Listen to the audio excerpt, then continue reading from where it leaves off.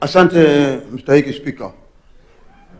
Mstahiki Spika, kwanza nataka kuunga mkono yale yote ambayo yamesemwa hapa na kiongozi walio wengi. Jambo muhimu kuhusikana na ushirikiano huu wa mataifa yote ndani ya Afrika Mashariki ni kwamba Kenya, Uganda, Tanzania, Rwanda, Burundi na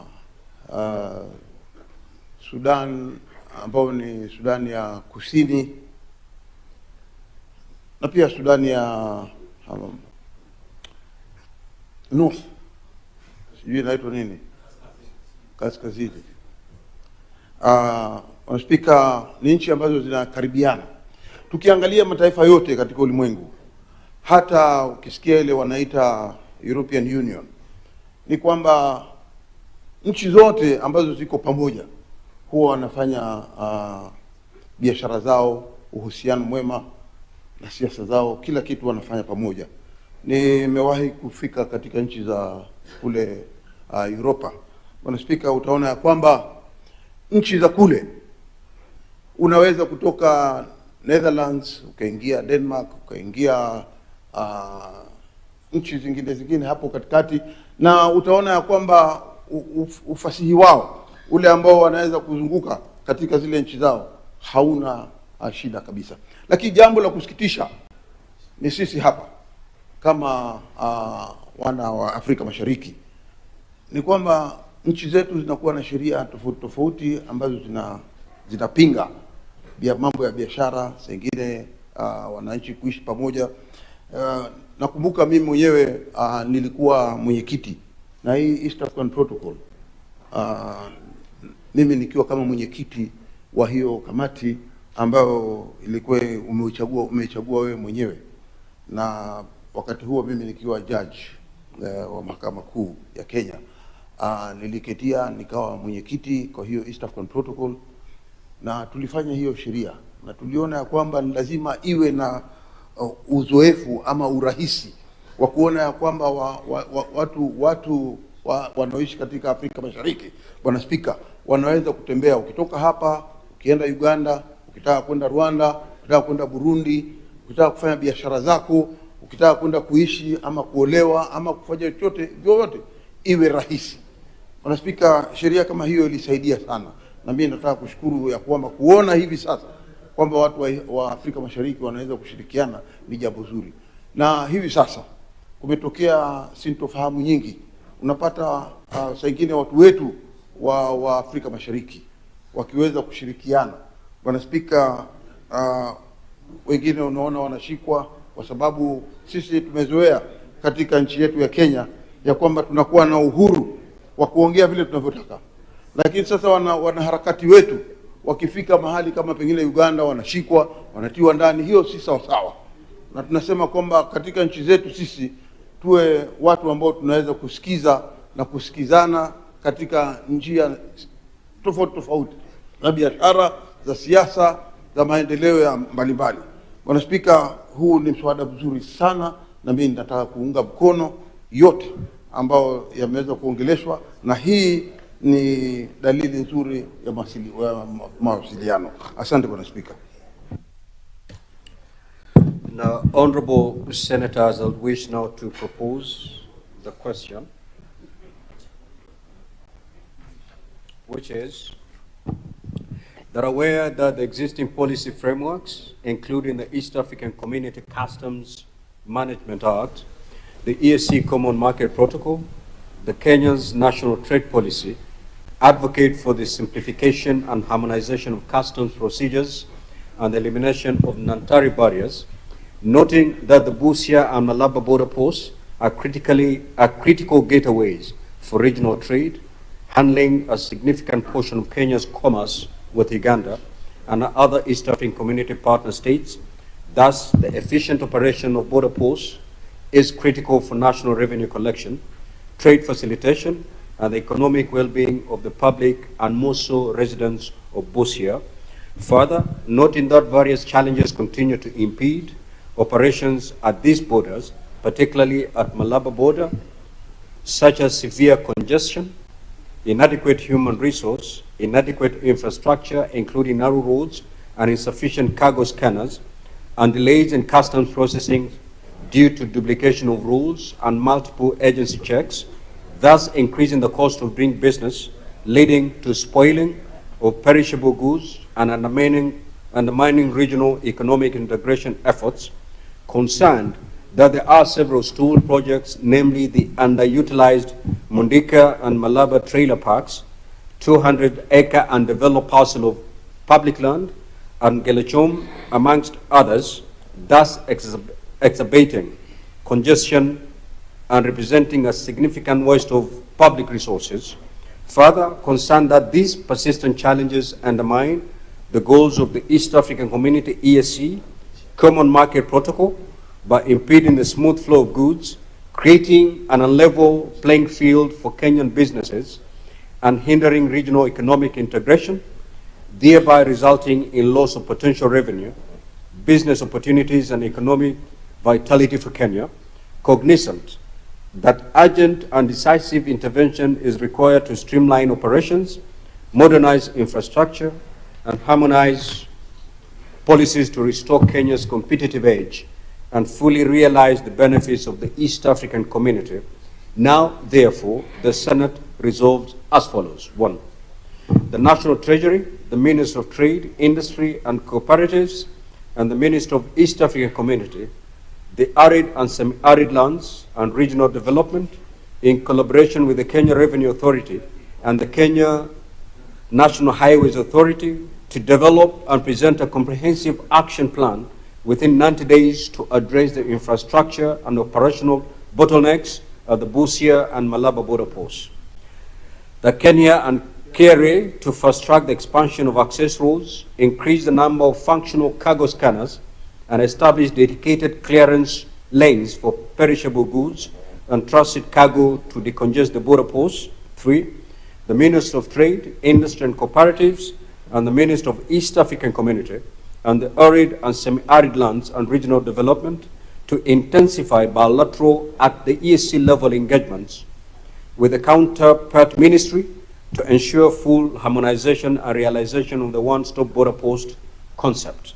And 4, the Ministry of Roads and Transport and the Kenya National Highways Authority to prioritize and fast-track the completion of the supporting road and the rail infrastructure, such as the dualling of the highway from Malaba to the interior, to ensure that gains at the border are not lost to domestic logistical bottlenecks.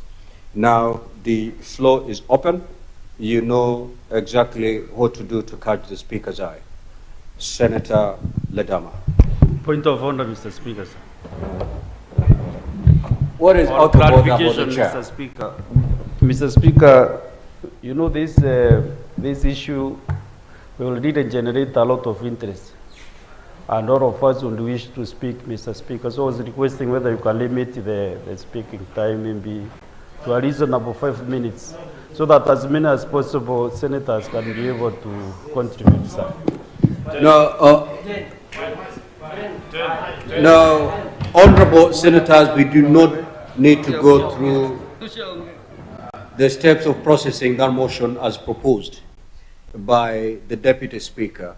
If you can strike a consensus on the number of minutes each senator would utilize once they get the floor. 5 minutes it is. Senator Ledama, you may proceed.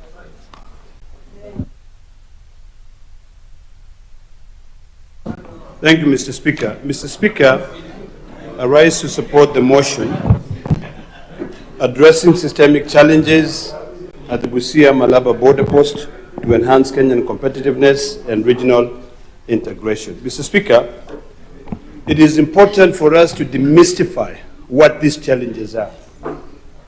I was listening to the majority leader when he was moving the motion, and he outlined the challenges. And I think sometimes when we simplify them is when we can actually be able to get the right solution. The challenges, Mr. Speaker, that the majority leader has outlined is, one, outdated infrastructure. You know, I heard him say that the older generation may not understand why a scanner does not work. Maybe it simply needs to be switched on and off for it to be able to work. Mr. Speaker, the majority leader also outlined the biggest challenge, which is the lack of efficiency at the border point, leading to the rotting of perishable goods that are moving between the two countries, Kenya and Uganda. Mr. Speaker, as a farmer, I understand the dangers and the challenges of these systemic problems, and we must address them. If you sit with the President of Uganda, His Excellency Yoweri Kaguta Museveni, the only talk that he will give you has got to do with the need for us to speed up the East African Community Federation, to make it easy for us to be able to trade between the two countries. I don't understand why it is taking us so long. The majority leader has adequately said that this challenge has been there from different governments. Started from the Kenyatta government, came to the Moi government, went to the Mwai Kibaki government, then to the Uhuru government. I think if there's any government that can now resolve this problem, is this government. A government that is made up of young people, people who understand the dangers of living in a country or in a region where you can simply walk from Busia in Kenya to Busia in Uganda.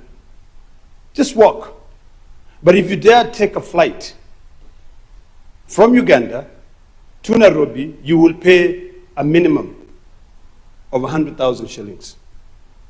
The same distance, which is from Nairobi to Mombasa, you would pay about 25,000 shillings. So the question that now I put out here for us to ask ourselves is, are we being fair to the business community? If your goods are rotting on the road just because of inefficiency, are we ever going to get out of this business of playing second fiddle to the developed nation? I think it's about time, ladies and gentlemen, that we really move forward, pass this motion, and ensure that those things are actually resolved. And what is it that we can actually do? The first thing, Mr. Speaker, because I see the time is running, is that all of us, between, particularly policymakers of both countries, we must all be educated on the need of enhancing trade between these two countries. The majority leader has said that he buys quite a lot from Uganda. I'm also a consumer of a lot of goods from Uganda. I buy a lot of animal feeds, and I go through the same hurdles. Sometimes my trucks are delayed at the border point for 2 days, and it affects. You don't want to live in a cow barn or to go and sit in a cow barn where the cows do not have food. You will cry yourself. So if you can cry when you see the cows are crying because they have no food, what about people who have got to work, travel, sleep on those trucks just because of inefficiency? Mr. Speaker, I really...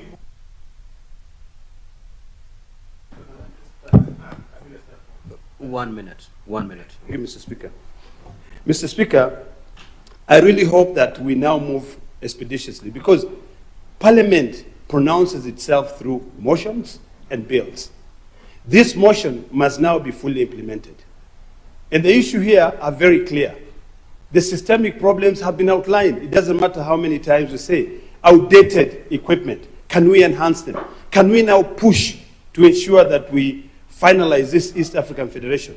That is the only way we can be able to solve it. If you compare the Gisenyi-Goma border, Rwanda and DRC, you will see that it is like night and day. I want to invite you to go to Rwanda and go across to Gisenyi border and compare it with Goma, you will see the difference between those who are determined to move into the 21st century together and those who are still sleeping in the land full of corruption and who still want to live in the older centuries. So, Mr. Speaker, this motion is very important. And now that we're here, can we come up with a way, Majority Leader, that we implement the resolution of the Senate? Thank you.